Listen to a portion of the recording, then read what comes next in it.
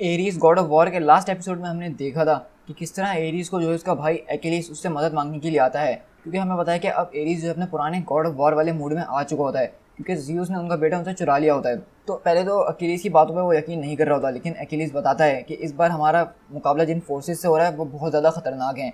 और हमें पता चलता है कि ये जो हैं ईस्टर्न गॉड्स हैं, यानी जैपनीज़ गॉड्स हैं, और उनका एक गॉड जो कि गॉड ऑफ ईविल माना जाता है, गॉड ऑफ डार्कनेस माना जाता है, जिसका नाम अमात्सु मिका बोशी है, उसने ये जंग शुरू करी है ज़्यूस के खिलाफ। तो हम देखते हैं कि इस तरह एक्िलीस जो है एरीज को किसी तरह मना के ज़्यूस के पास ले जाता है, लेकिन ज़्यूस के पास हम जब पहुंचते हैं तो ज़्यूस अपनी हरकत पे बहुत ज़्यादा शर्मिंदा होते हैं कि उन्होंने उसके बेटे को एक तो उससे बगैर पूछे चुरा लिया, और उसके अलावा वो उसके बच्चे को प्रोटेक्शन भी नहीं दे सके, क्योंकि हमें पता चलता है कि मिका बोशी जो है यहाँ पर अटैक करने के लिए आता है और वहाँ से उसका बच्चा छीन के उससे ले जाता है। तो ये सुन के एरीज और ज़्यादा गुस्से में आ जाता है कि एक तो पहले उसका बच्चा उससे किडनैप किया और उसके बाद उस बच्चे को उससे सही तरह प्रोटेक्शन भी नहीं दे पाए वो लोग।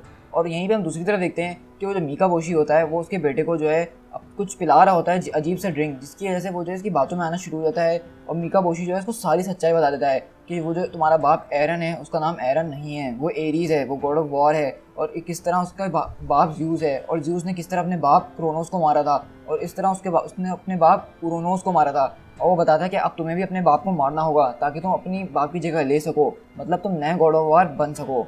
अब आगे, और हम यहीं से शिफ्ट होते हैं दोबारा वहीं ज़्यूस और एरीज के पास, जहाँ पे एरीज के कदमों में ज़्यूस बैठे हुए हैं और उससे भीख मांग रहे हैं। लेकिन एरीज कह रहा है कि तुम मुझसे भीख मांग रहे हो कि मैं तुम्हारे साथ खड़े हूँ फादर, तुम चाहते हो कि मैं ओलंपस के साथ खड़ा हूँ, लेकिन तुम्हें ये बात ध्यान में रखनी चाहिए कि तुमने मेरे बेटे को चुराया है, मेरी पूरी ज़िंदगी तबाह कर दी है, और उसके साथ साथ तुमने मेरे बेटे को गवा भी दिया उन दुश्मनों के हाथों, और तुम मुझसे पूछ रहे हो कि मैं तुम्हें ज्वाइन कर लूँ।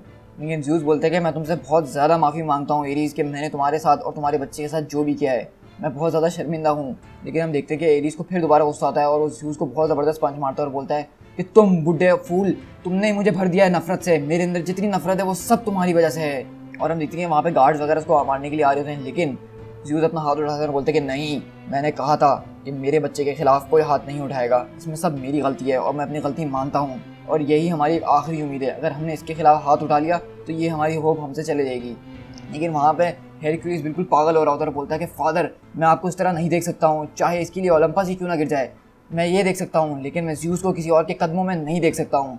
तो ज़्यूस बोलते हैं कि बेटा हेरक्यूलिस, मैं इसी वजह से अपने बेटे से माफ़ी मांग रहा हूँ, उससे रहम मांग रहा हूँ, क्योंकि मैं उस वक्त जो होता बहुत गुरूर में था और इसी वजह से जो है मेरा बेटा मुझसे दूर चले गया, मेरा बेटा एरीज। लेकिन ज़्यूस बोलते हैं कि जैसा कि अब तुम्हें दिख रहा है एरीज कि तुम्हारे बेटे का फेट और ओलंपस का फेट दोनों एक साथ मिलकर जुड़े हुए हैं, तो क्या तुम अब भी हमारे साथ चलने के लिए तैयार नहीं हो? ये मिका बोशी जिसने इन दीवारों पर हमला किया है, इसी के पास है मेरा बेटा। तो ज़्यूस बोलते हैं कि हाँ बिल्कुल। तो एरीज बोलता है कि ठीक है, फिर मैं आपके साथ चलने के लिए तैयार हूँ, मैं उसको जाके क्रश कर दूंगा, लेकिन उसके बाद मेरी सारी अटेंशन अब आपके ऊपर होगी। तो ज़्यूस बोलते हैं कि बहुत बढ़िया, चलो हेरक्यूलिस जल्दी से एरीज को काम पे लगा दो। लेकिन हेरक्यूलिस बोलता है कि फादर मुझे नहीं लगता। लेकिन ज़्यूस उसकी बात काटते हुए बोलते हैं कि हेरक्यूलिस, मैंने तुमसे पूछा नहीं है, मैंने तुमसे कहा है कि इसको करो जाके। हम यहाँ पे देखते हैं कि हेरक्यूलिस उसको सब कुछ बता रहा होता है कि अब तो क्या क्या हो चुका है इस जंग के अंदर, और बताता है कि जैसा कि तुम्हें पता है कि तुम जब अर्थ पे थे, थॉर ओडिन का बेटा जो है उसके साथ साथ पूरा का पूरा एसगार्ड ख़त्म हो चुका है। इसकी डिटेल्स हमें ज़्यादा पता नहीं है, लेकिन हमारा मानना यह है कि इसके अंदर मिका बोशी का कोई हाथ दूर दूर तक भी नहीं था, ये एक जैपनीज़ पेंसियन से आया है। लेकिन हमें ये पता चला है कि ये मिका बोशी की फोर्सेस बहुत ज़्यादा खतरनाक हैं, और इसने अपने ही पेंसियन को एक सिविल वॉर के अंदर डाल दिया है, जहाँ पे इसका खुद का पेंसियन बढ़ के रह गया है, और इसलिए इतना ज़्यादा ताकतवर हो चुका है। इसकी आर्मीज इतनी ज़्यादा खतरनाक है, इतनी ज़्यादा खतरनाक है कि इसने हमारी ओलंपस की दीवारों को तोड़ दिया, हमारी दीवारों को तोड़ते हुए लोग सीधा अंदर घुसा है, और ये इतनी तेज़ी से हमला करता है कि हमें संभलने का मौका भी नहीं मिल पाता है। अब तक जो है बहुत सारे हीरोज़ मर चुके हैं इस दीवार को बचाते बचाते। तो वहाँ पे जो एक्िलीस होता है बोलता है कि हाँ, मेरे भी बहुत सारे लोग मारे गए हैं एरीज के बच्चे को बचाते बचाते, हम जिसके साथ भी खड़े हुए हैं वो सब गिर चुके हैं, ज़्यूस जो हैं कमज़ोर हो चुके हैं, और तुम ये हमारी आखिरी उम्मीद हो। तो हेरक्यूलिस बोलता है कि नहीं, ऐसा नहीं है, याद रखो कि तुमने वो ऑर्डर्स मुझसे लिए थे। तो एरीज की बात काटते हुए बोलता है कि तुम तो बिल्कुल खामोश कर दो, पंजा लड़ाने वाले गॉड, तुम्हारे अंदर इतनी हिम्मत भी नहीं है, और तुम्हारी वजह से ये सब कुछ हुआ है। मेरे ख्याल से अगर एक्िलीस के पास इस पूरी फ़ौज का कमांड होता तो शायद हम लोग इससे बेहतर हालात में होते। लेकिन हेरक्यूलिस बोलता है कि नहीं, हम सब मर चुके होते। तो एरीज पूछता है कि चलो अब जो हुआ वो देखा जाएगा, लेकिन अब ये बताओ कि अब हमारे साथ कितने लोग हैं और कौन कौन हमारे साथ खड़ा है। तो हम वहाँ पे देखते हैं कि पूरा ग्रीक पेंथियन जो है यहाँ पे मौजूद होता है इस टेबल के ऊपर, यानी कि यहाँ पे आप हर गॉड को देख सकते हैं। तो एक्िलीस बताता है कि यहाँ पे गॉड अथीना, अपोलो, मेरा कज़न पेट्रकस, थीसियस, एजेक्स, जेसन और उसका एग्रोनॉट परसियस, यहाँ पे जितने भी अर्थ बाउंड हीरोज़ हैं वो सारे यहाँ पे हैं। लेकिन एरीज बोलता है कि नहीं, हमें इन अर्थ बाउंड हीरो से कुछ ज़्यादा चाहिए, हमें कुछ ऐसा चाहिए जो कि मिकाबोशी के खिलाफ खड़ा हो सके। क्योंकि हमें पता है कि एरीज के अंदर जो है ना अर्थ बाउंड हीरोज़ के लिए थोड़ी सी नफरत है। क्योंकि अर्थ बाउंड हीरोज़ का मतलब ये है कि जो बच्चे जो हैं ज़्यूस के अर्थ में पैदा हुए हैं, जो कि हाफ गॉड्स हैं, यानी डेमी गॉड्स जिनको कहते हैं, और एरीज जो है एक फुल गॉड है, यानी कि उसकी मदर भी गॉड थी, उसके फादर भी गॉड थे। तो इसलिए इसके दिल में थोड़ी सी एक नफरत है, रेसिज्म है कि ये जो हाफ गॉड्स हैं इनको यहाँ पे खड़े होने का चांस नहीं देना चाहिए। जैसा कि हरक्यूलिस वगैरह हैं, जिसकी मदर जो थी वो ह्यूमन थी और फादर यानी ज़्यूस थे, तो ये डेमी गॉड कहलाते हैं। और फिर हम यहाँ पे देखते हैं कि एक्लीस जो है मिकाबोशी की थोड़ी सी हिस्ट्री हमें बताता है और बोलता है कि अमात्सु मिकाबोशी, जिसको अगस्त स्टार ऑफ हेवन भी कहा जाता है, ये जापानीज गॉड ऑफ ईविल है। इसके पास इतनी ज़्यादा पावर है जो कि हमने इससे पहले किसी और के पास नहीं देखी। इसके पास कोई ऑनर नहीं है, ये कुछ देखता नहीं है, ये एक जापानीज वॉरियर है जो कि अपने रास्ते में आए हुए हर चीज़ को तबाह कर देता है। और मुझे ये नहीं पता कि जब मैंने इसको फेस किया था लास्ट टाइम तो मैं इससे कैसे बच पाया, लेकिन इसने जो है अपना एक गंदा सा निशान मेरे चेहरे के ऊपर छोड़ दिया। और मेरा जहाँ तक अंदाज़ा है ये मैजिकल है ना कि स्किल। और इसके पास एक बहुत बड़ी आर्मी है वॉरियर्स की, जो कि आधे मुर्दा आधे जिंदा सोमोराई हैं, और ये जो है एक ब्लो के अंदर मारे नहीं जा सकते हैं। मतलब इसके जो वॉरियर्स ही हैं वो भी इतने खतरनाक हैं कि उनसे निपटने के लिए हमें एक ज़बरदस्त स्टैंड की ज़रूरत है और एक बहुत बड़ी फौज की। ये हमें दिखने में ज़रूर छोटे लगते हों, लेकिन इनकी नंबर इतना बड़ा है कि एरीज हमें ऐसा लगता है कि हम लोग एक वक्त में 1 मिलियन रेड से एक साथ लड़ रहे हों, जो कि स्लोली जो है हमें मार रहे हों, हमें खा रहे हों। हाँ, इस वक्त जो है हमारी बहुत बुरी हालत है, हमें तो पता भी नहीं है कि वो किस टाइम हम पे आगे हमला कर दें। और हम यहीं पे देखते हैं कि दूसरी तरफ जैसे ही वो बात कंप्लीट करता है, मिकाबोशी की फोर्सेस ओलंपस के अंदर की दीवार तोड़कर यहाँ पे आ चुकी होती हैं और सब लोग एकदम घबरा जाते हैं कि ये कैसे हो गया, क्योंकि सदियों में कभी आज तक ऐसा नहीं हुआ था। और वहाँ पे हम देखते हैं कि हर चीज़ गिर जाती है, लेकिन हेरक्यूलिस जिसके पास बहुत ज़बरदस्त स्ट्रेंथ है, वो उस बोर्ड को उठाता है जिस पे वो लोग बैठ के सारी प्लानिंग कर रहे थे, और उठा के बोलता है कि तुम्हारी इतनी हिम्मत कैसे हुई कि तुम मेरे फादर के पैलेस के अंदर आ सको, तुम ओलंपस को डिस्ग्रेस करोगे by the bolts of Zeus, अब देखोगे तुम मेरा कहर।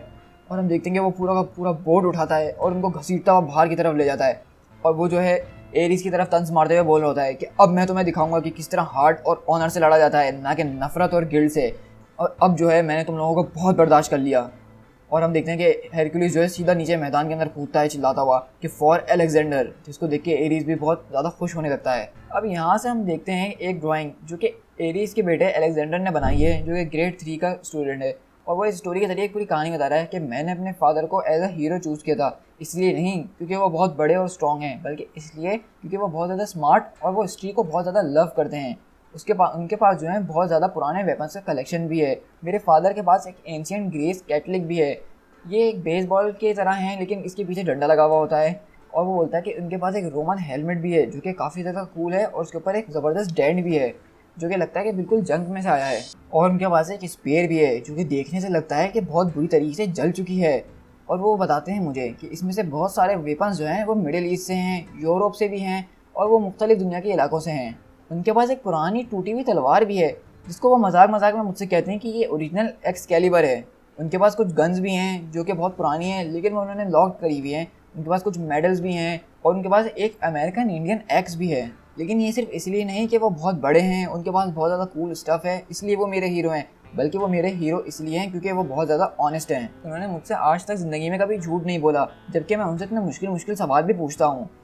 और हम दूसरी तरफ देखते हैं कि यहाँ पे अलेक्जेंडर जो होता है उसके दिमाग में ये सारा कुछ डाल रहा होता है मिकाबोशी, जो कि चिल्ला रहा होता है फादर करके। और वो बताता है मिकाबोशी कि हाँ देखा, तुम्हारे फादर ने ये सारी टेरिबल चीज़ें करी हैं जो कि तुम अभी ख्वाब में देख रहे थे। ये कोई ख्वाब नहीं है बेटा, ये सब हकीकत है जो मैंने तुम्हें दिखाई है। तो वो पूछता है कि तुम्हें ये सब कैसे पता। तो वो बोलता है कि बस खामोश हो जाओ और इसको और पियो, इससे जो हो तुम बहुत ज़्यादा स्ट्रॉन्ग हो गए और तुम्हारे अंदर ये जब देखने की ताकत और बढ़ते जाएगी। और हम देखते हैं कि वो जो उसको बार बार वही ड्रिंक पिला रहा होता है और पूछता है क्या तुम्हें मुझ पर भरोसा है। तो अलेक्जेंडर बोलता है कि हाँ।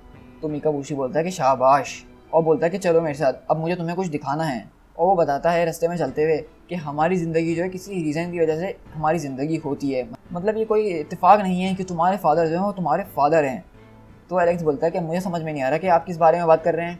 तो बोलता है कि इसका रीज़न तुम हो, तुम्हें जो ज़िंदगी दी गई है, तुम्हें ये ज़िंदगी के लिए चूज़ किया गया है क्योंकि ये तुम्हारी डेस्टिनी है। ये तुम्हारी डेस्टिनी है कि तुम अपने फादर की ख़तरनाक रेन को रोको और वही बनो जो वो हैं। जैसा कि तुम्हारे ग्रैंडफादर ने उनसे पहले अपने फादर को मारा था और the gods of the gods बन गए, इस तरह अब तुम्हें भी अपने फादर को रिप्लेस करना होगा।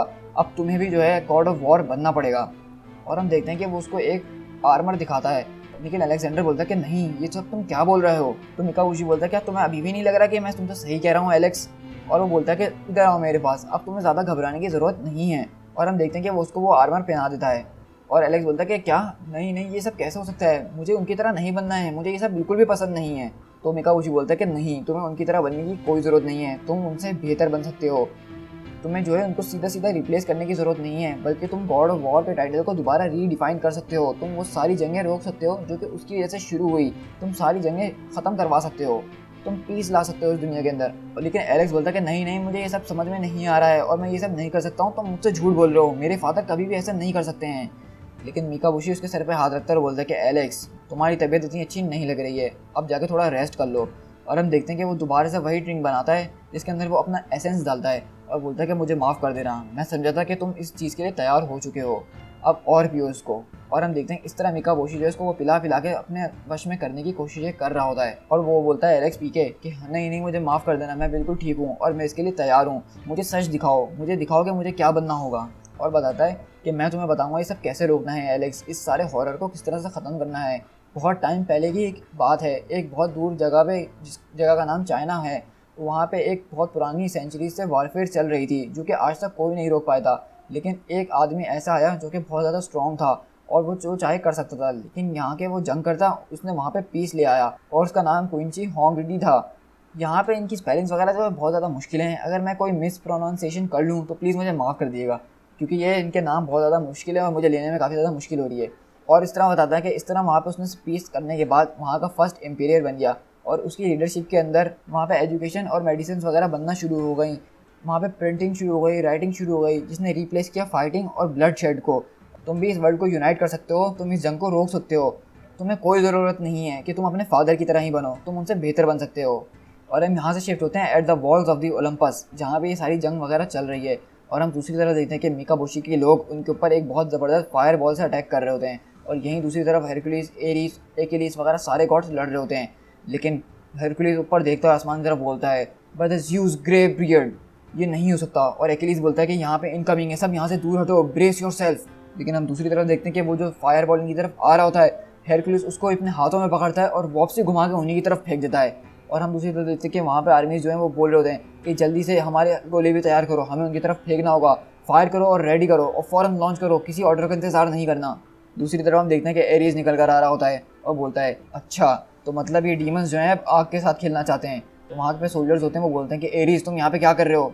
तो हम देखते हैं वहीं पे एरीज जो है वो आग उठाता है और अपने ऊपर डाल लेता है और बोलता है तो ठीक है, इनको आग से खेलने का इतना शौक है तो मैं इनको आग से ही खिलाऊंगा। और सब बोल रहे होते हैं कि एरीज क्या तुम पागल हो गए हो, तुम्हारा दिमाग ख़राब हो गया है। और वहीं पे हम देखते हैं कि एरीज चिल्ला रहा होता है हेरकुलिस हेरकुलिस। हेरकुलिस जब पीछे मुड़ के देखता है तो वो एकदम परेशान हो जाता है, बोलता है कि क्या तुम पागल हो चुके हो। वो बोलता है कि हेरकुलिस मुझे फेंको, जितनी अंदर तुम्हारे अंदर ताकत है उतनी जोर लगा के मुझे उनकी तरफ फेंको और मुझे भी दिखाओ आखिरकार कि तुम हाफ गॉड के अंदर कितने ज़्यादा ताकत है। तो हेरकुलिस बोलता है कि सही है वारडॉग, सही है। और हम देखते हैं कि हेरकुलिस एरीज का हाथ पकड़ता है जो कि बिल्कुल आग से जल रहा होता है और उसको घुमाते हुए उन्हीं की तरफ फेंकता है। जहाँ पे एरीज जाता है सीधा अपनी गन्स निकालता है और उनके अंदर घुस जाता है और जब वो वहाँ पे जाके गिरता है तो उनसे उनका काफ़ी ज़्यादा नुकसान हो जाता है। और एरीज हम देखते हैं कि बिल्कुल आग के अंदर लिपटा हुआ होता है और बोलता है कि मेरी तरफ आओ, मेरी तरफ आओ, जैसा कि मेरा नाम है गॉड ऑफ वॉर, और अब मैं तुम लोगों को जला के राख कर दूंगा। हेरकुलिस वहाँ पे बोल रहा होता है कि ये बिल्कुल पागल हो चुका है। जहाँ पे एरीज रेज और आग के अंदर था, दूसरी तरफ एक और गॉड जो था उसकी लाइटनिंग फेड होते जा रही थी।